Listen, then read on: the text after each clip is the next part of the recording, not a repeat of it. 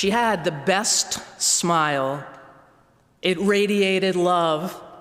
It lit up her entire face so that it glowed with the light of God. Her smile manifested her heart, the private tragedies and silent sufferings, the good times and the laughter. Her smile held her faith in the promise that the best is yet to come. She knew she would come out on the other side in joy, in love, with God. She had the best smile. Her smile was truth. She was born in New Orleans in 1911 and lived in poverty for the first several years of her life. She was the granddaughter of enslaved people from whom she learned that life can be brutal. Early on in her life, she found a home in the church, and that is where she found her voice. Her name was Mahalia Jackson, and she gave us many gifts. She is best known for her singing and for introducing the world to gospel music. Throughout her lifetime, many musicians invited her to sing secular songs. She refused every one, every time. She had made a promise to God that she would sing only hymns, only sacred music, and she kept that promise, no matter how tempting it might have been to accept a paycheck for singing other kinds of songs. It was because of her love for her grandfather that she made her promise to God to sing only sacred music. Her voice makes it clear to anyone who hears her. This is a person who knows love and believes in what she is doing. This is a person who has made a commitment to God and who steps forward to let the world know about it in a very public way, about something very personal and intimate, her heart. Her voice came from her heart, from the depth of a relationship with God that had been present since before she was born.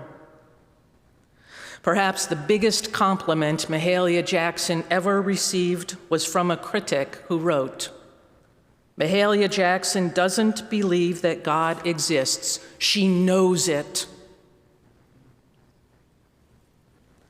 Psalm 47, so beautifully read for us this morning, calls us to express our love for God with what we have, our hands and our mouths. Use what the earth gave you, flesh, bone, and voice, to sing the praises of God. Mahalia Jackson was criticized for using her body as she sang, for swaying in the rhythm of the hymn. People seemed to feel that they had the right to comment on the way she connected with God, the way she expressed her love for God. But their words, no matter how painful and inappropriate, did not stop her from singing. She wanted her hands, her feet, her whole body to say all that was in her. Clap your hands, all you peoples. Shout to joy with God with songs of joy. Sing praises to God. Sing praises. She sang because her soul was happy. She sang. She loved God. She lived a life that reflected her heart, and she was rock steady in her devotion to God. The world, though, mistreated her even as the world respected her.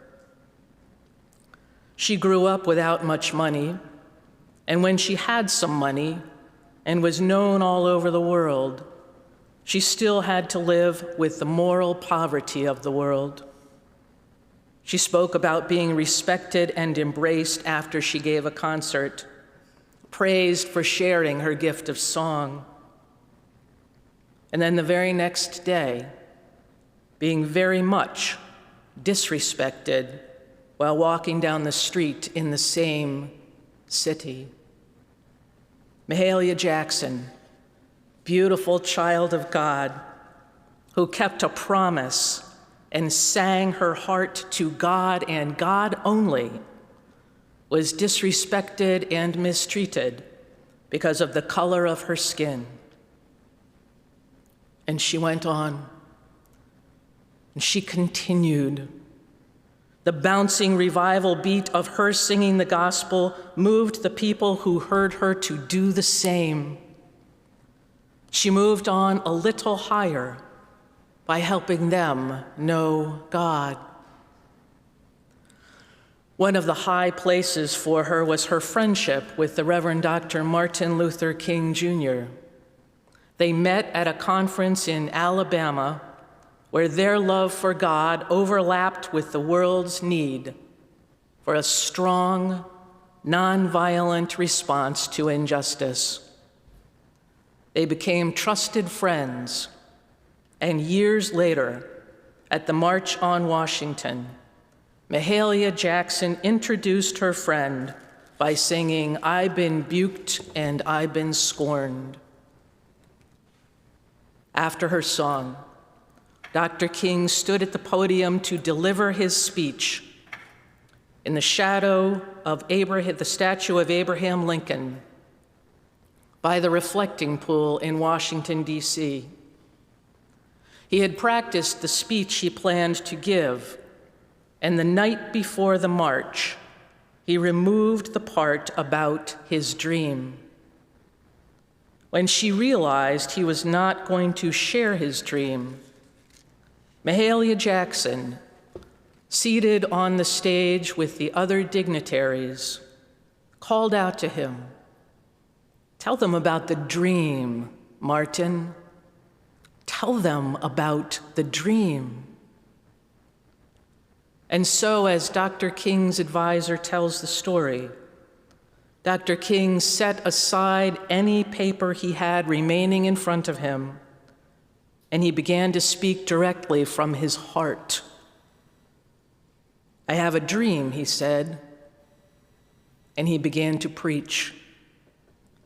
Not what he had planned to do, but what he was called to do through the connection he had with his friend, and because of the ways they knew God within themselves and within each other. Reminded by his friend, called out by one who had also dedicated her life to deliver God's word, the Reverend Dr. Martin Luther King Jr. shared his heart and bared his soul.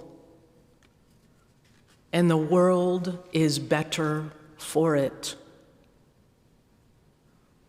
As Paula shared this morning, the Reverend Dr. Martin Luther King Jr. was renamed to be a change for us, to be one to reform the harmful and hurtful ways we mistreat each other. His dream and his life are alive and well in our world today. Just look around you, beside you, and within you, and you will find strangers and friends and family and yourself who are working so that there is less hatred in this world. Keep working.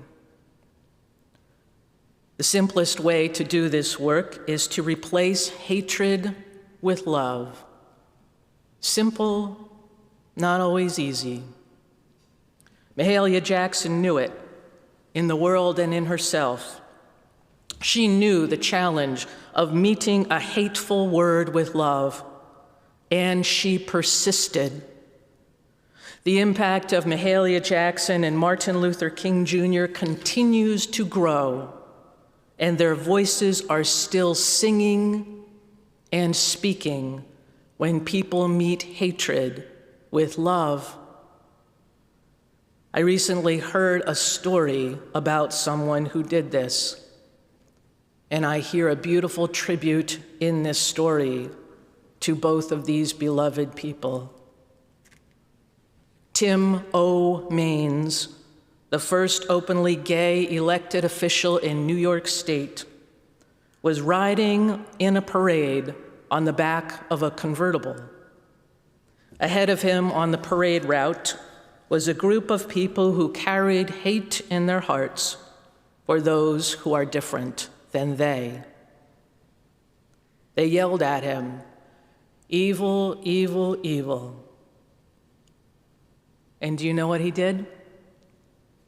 Vulnerable as he was, sitting out in the open in a slow-moving car, vulnerable as he was with no weapon, vulnerable as he was as he lived the life God called him to live, he exclaimed to the people who hated him, "I love you, I love you, I love you."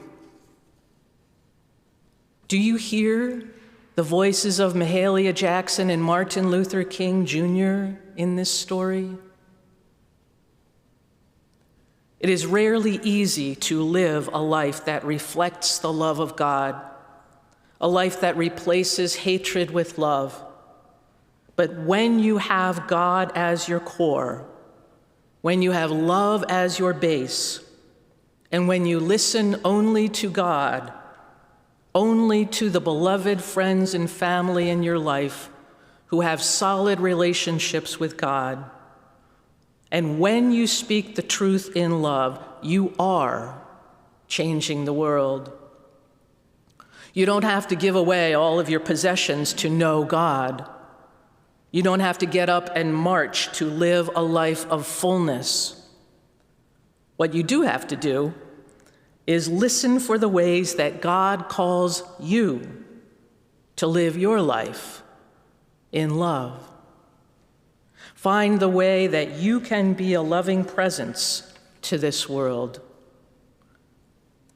Everything built on love, everything that has a foundation of love, ensures that the world will be love. The words of the psalmist are a call to affirm God's love in this world, a song that the Israelites needed to hear and remember when their lives were in danger. God subdued peoples under us. It is an acknowledgement of the power of the love of God to quash what does us harm.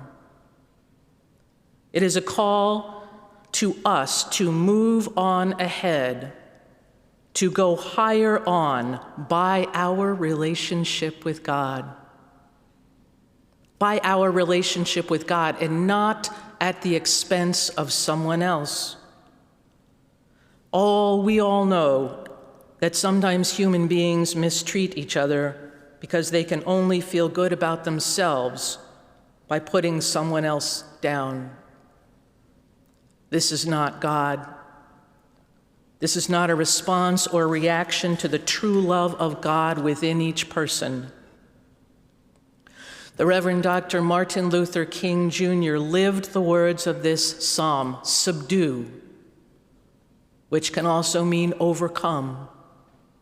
We want our God to be the way by which racism is overcome in this world. We need our God to be the way by which all poverty is extinguished. In God, this is possible, I promise you. It is our job to bring God alive in ourselves and in the world. When we do this, when we connect with God within and with the God within all people, then the true love of God does its own work. By the story of Mahalia and Martin, we learn that when we live a life that shows people the love of God, then God is even more fully alive. When God is most fully alive within us, then we can say, "I love you," to those who see only what they hate. When we can replace hatred with love, then we are living God's true love. We are celebrating the life of the Reverend Dr. Martin Luther King Jr. this weekend. Best known as an advocate for human rights and for justice. Best known for nonviolent response to injustice, nonviolent civil disobedience, nonviolent reactions, responses, replies. This does not mean that he was not upset about or affected by the violence that was done to those around him, including himself, those who were horrifically mistreated as a result of racism and all of the heinous behaviors that come from it. What it does mean is that Dr. King knew that there is another way, a better way, a way that includes all instead of excluding anyone.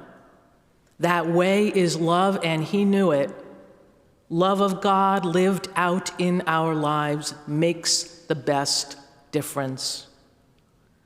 Dr. King preached his hope that in the places where racism is rampant and violence is condoned, there will be peace.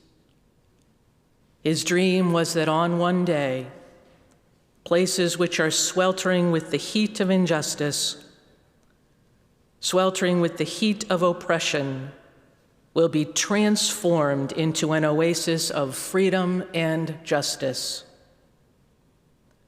We have two excellent examples this morning of people who dedicated their lives to changing the world. Two people who knew hardship and lived love. Two people who were downtrodden and sang and spoke love. Mahalia Jackson and Martin Luther King Jr. moved on, and by moving on in God's love, they moved on up and higher and into a deeper relationship with God.